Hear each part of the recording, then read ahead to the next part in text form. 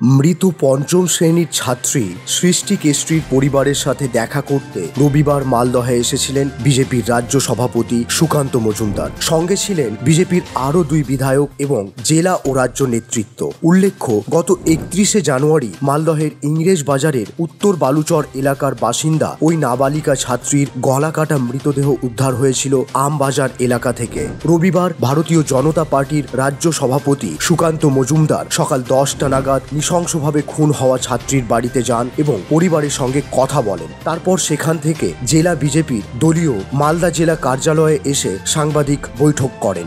অনাচার দুর্নীতিমূলক বিষয় নিয়ে আলোচনা করেন সাংবাদিক বৈঠকে। দেখুন, এই নৃশংস হত্যাকাণ্ড দেখার পর পরিবার তো ছেড়ে দিন, অন্যান্য যারা সাধারণ মানুষ আছে, যাদেরকে প্রকৃতস্থ মানুষ বলে, তাদের প্রত্যেকেরই অত্যন্ত কষ্ট, দুঃখ এবং রাগের উদ্রেক হবে। যে ধরনের ঘটনা ঘটেছে, নৃশংসতার পরাকাষ্ঠা যাকে বলে, সেই জায়গায় আমরা পৌঁছে গেছি। কেন হলো এই বিষয়ে তদন্ত হওয়া উচিত, উচ্চতর তদন্ত হওয়া উচিত, যে একটি ছেলে এই কাজ করলো নাকি এর সাথে আরো কেউ যুক্ত ছিল। আমরা ডিমান্ড করছি পুলিশ প্রশাসনের কাছ থেকে উচ্চতর তদন্ত, কারণ তদন্ত ঠিকমতো হচ্ছে না বলে আমাদের কাছে খবর আছে। এখনো মেয়েটির চশমা ওখানে পড়ে আছে স্পটে, এরকমও আমাদের কাছে খবর। মানে পুলিশ তদন্ত করার পরেও চশমা পড়েছিল, যদিও নিয়ম হচ্ছে যে 24 ঘন্টার মধ্যে সমস্ত জিনিসপত্র পুলিশের হেফাজতে চলে যাওয়া উচিত, কাস্টডিতে চলে যাওয়া উচিত। দ্বিতীয় যে বিষয়টি, যেটা বারবার মালদা জেলা প্রশাসনের ব্যর্থতা, এর আগে সুস্তানি মোড়ে গুলি চললো, গাজলে ঘটনা ঘটলো, চাচলে ঘটনা ঘটলো, একের পর এক ঘটনা ঘটে যাচ্ছে। যেন মনে হচ্ছে গুলি, বোমা, মানুষ খুন হওয়া মানে অহরহ ব্যাপার আর কি। আমার মনে হয় প্রশাসন চরমভাবে ব্যর্থ আইন শৃঙ্খলা পরিস্থিতি বজায় রাখার জন্য। মুখ্যমন্ত্রী, যিনি হোম মিনিস্টার, তিনি থাকা অবস্থায় এই ঘটনা ঘটে গেল এবং তাকে সুরক্ষা দিতে গিয়ে বডি উদ্ধার করতে কয়েকদিন চলে গেল।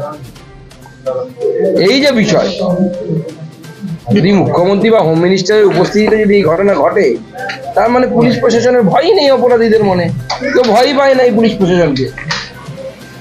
এই পরিস্থিতি যদি থাকে, তো আগামী দিনে আরো ভয়ঙ্কর অবস্থা হবে, আরো ক্রাইম বাড়বে।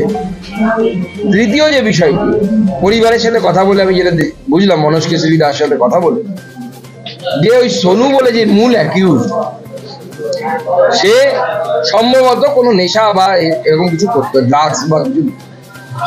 এবং আমরা লোকাল যে ফিডব্যাক পাচ্ছি, মালদাতে ড্রাগস এর চক্র ভয়ঙ্কর ভাবে যুবক যুবতীদের মধ্যে ড্রাগের নেশা বাড়ছে।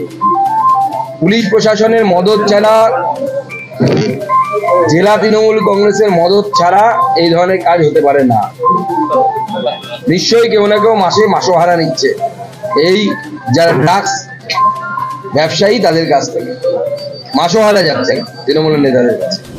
এবং এর ফলে মালদার যুব সমাজ, তারা আগামী দিনে কিন্তু অন্ধকারের দিকে চলে যাচ্ছে এবং ভবিষ্যৎ কিন্তু খুব খারাপ দিকে আমরা যাচ্ছি। এই বিষয়ে প্রশাসনকে সচেষ্ট হওয়া দরকার।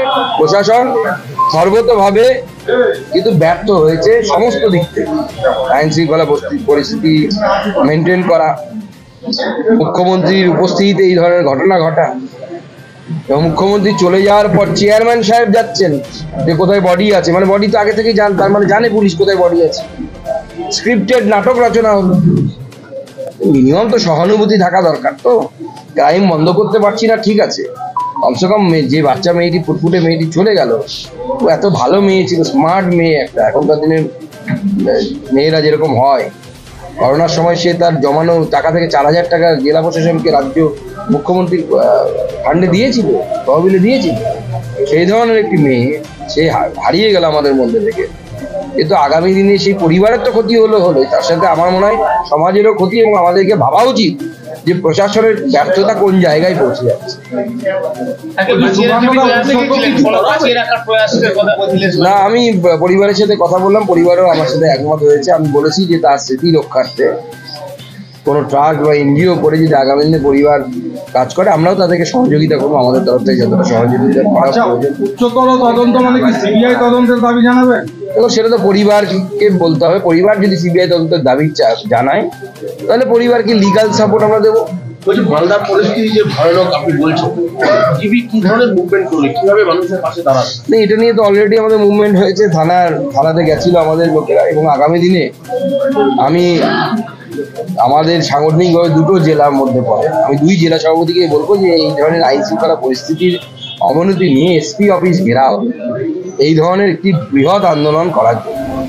মালদা থেকে নারায়ণ সরকারের রিপোর্ট, বিশ্ব টাইমস।